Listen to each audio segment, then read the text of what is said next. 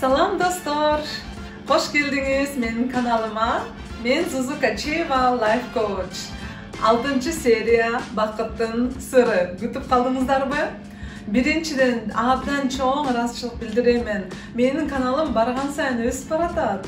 Çoğun rahmat. Demek siz like koyotaz, komentari жазотаз, başkalarымен bölüşotaz. Oşan arkasından ösüş жүрүp жатат. Men de kuanganıma dağı qanday ma'lumot sizge bersem, qanday oylar men bölüşsem degan yaxshi turtki alып jatamın. Çoğun rahmat sizlerge, abdan razımın.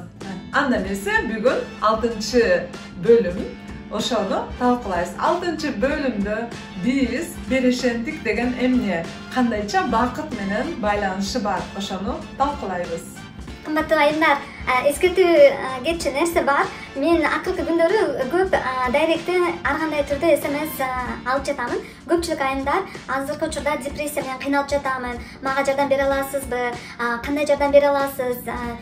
Кантип депрессиядан чыксам болот? Көңүл чөптүктөн, жана кыйынчылыктан башым чыгара албай калдым деген көп ушундай SMS'тер келип жатат.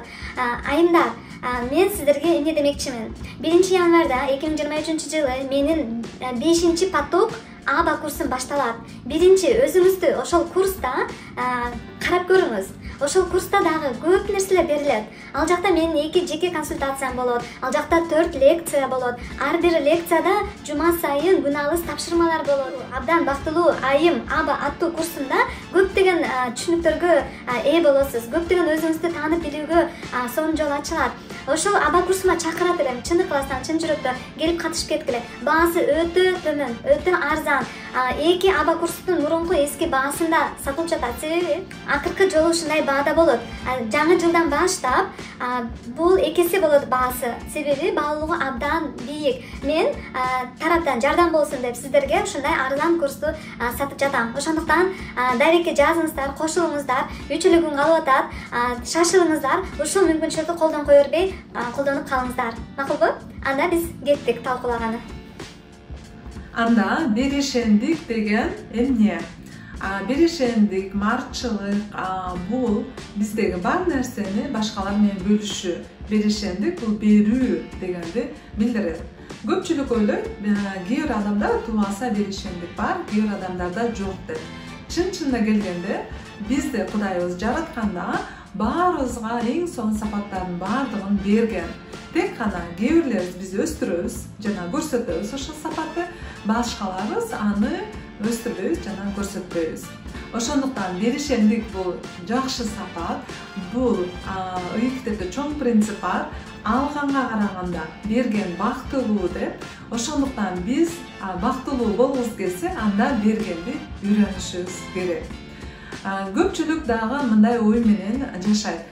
Мен акчам көп болгондо берип баштайм, же байлар берсин, ошолордун акчасы көп. Кедейлер же акчасы жоктор эмнени бермек элек деп. Бирок беришендик деген сөздүн мааниси абдан чоң. Ал көп нерсени камтыйт. Бир гана материалдык нерсени берүүнү эмес, жакшы сөз дагы кирет ушул жака. Мактоо, адамдардын жакшы жагына көңүл буруу, аны айтуу, кубаттап бекемдөө, кичинекей болсо дагы открытка жазып, мактап, бекемдеп адамды. Кичинекей белегиз болсо дагы ал адам берип, жасап, мурун таң калыштуу болчу. Чет өлкөлүктөр көпчүлүк учурда чындап эле белек десем, открытканы да кичинекей эле өз колу менен жасап, кооздоп, ичине сонун сөздөрдү жазып, жанына кичинекей белекти берип, өздөрүнчө кубанч ала беришет. Бизде андай нерсе жок. Алсак анда кымбат баалууну алыш керек, же кымбат баалуу көрүнгөндү арзан болсо дагы көрүнүшү керек. Анткени биз адамдардын оюнан коркобуз. Ал адам сын тагат, ал адам жактырбайт, ал адам баалабайт деп корккондуктан биз белек бекчени абдан сейрек жасайбыз. Акчабыз болгондо гана жана жакшы нерсебиз бар болгондо гана. Бул бир аз жаңылыш ой. Себеби биз өзүбүздү бактылуу болуудан чектеп жатабыз. Ал адам баасын түшүрсө дагы, ал адам баалабаса дагы, сын такса дагы, соттосо дагы ал анын иши. Ал анын мүнөзү, ой жүгүртүүсү бизди анын ойлогон ою, анын кылган эмеси бизге таасир тийгизбеш керек. Себеби эгер алганга караганда берген адам бактылуу болуп жатса, анда биз берип жатып бактылуу болушубуз керек. Биз өзүбүздү гана эң жакшы билебиз, материалдык абалыбызды. Биз өзүбүздү гана эң жакшы билебиз, кандай мүмкүнчүлүктөн улам биз ушундай белектерди жасап атабыз. Ал адамдын проблемасы соттоп, сын тагып же нааразычылык көрсөтүп жатса, ошондуктан биз өзүбүздү үйрөтөбүз, жана көндүрөбүз. Кичинекей болсо дагы башкаларга көңүл буруп, бекче жасаганды. Эмне себептен ар бир динде ушундай чакыруулар бар, кайрымдуулук иши, соопчулук иши, берешендик кылуу, кедей кембагалдарга жардам берүү. Себеби диндерде эң негизгиси үй китептеги жазылган чоң мыйзам бар. Биз бергенде гана бактылуу болобуз. Ошондан да билсек болот.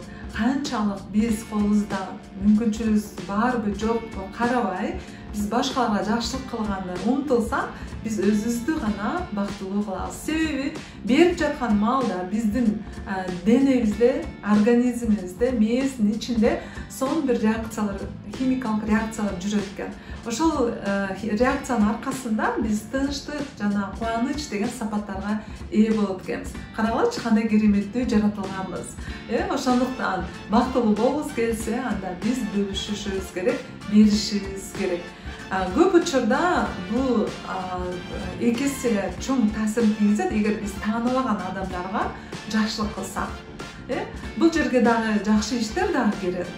Оор сумкасын көтөрүшүп койсок, коляска менен автобуска кире албай, чыга албай жаткан энеге жардамдашып койсок, бир жөн гана эшикти ачып кармап берип койсок, сумкасы бар адамдарга, же болбосо алдыга өткөрүп жиберсек, бул кичинекей билинер билинбес иштер, а бирок ушунун баардыгы бизге гана таасирин тийгизет, бизге гана пайдалуу.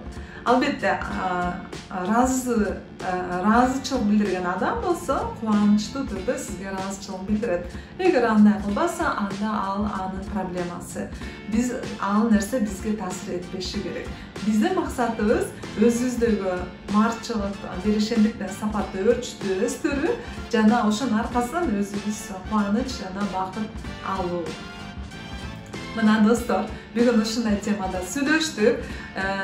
Комментарийге жазыңыздар. Акыркы жолу сиз кимге кандай жардам бердиңиз? Кандай жакшылык кылуудан ким кандай кубаныч алды? Ошол жактан талкуулап, жана ушинтип бөлүшөбүз. Анда эмки видеодо көрүшкөнчө сак саламатта калыңыз, жакшы калыңыз.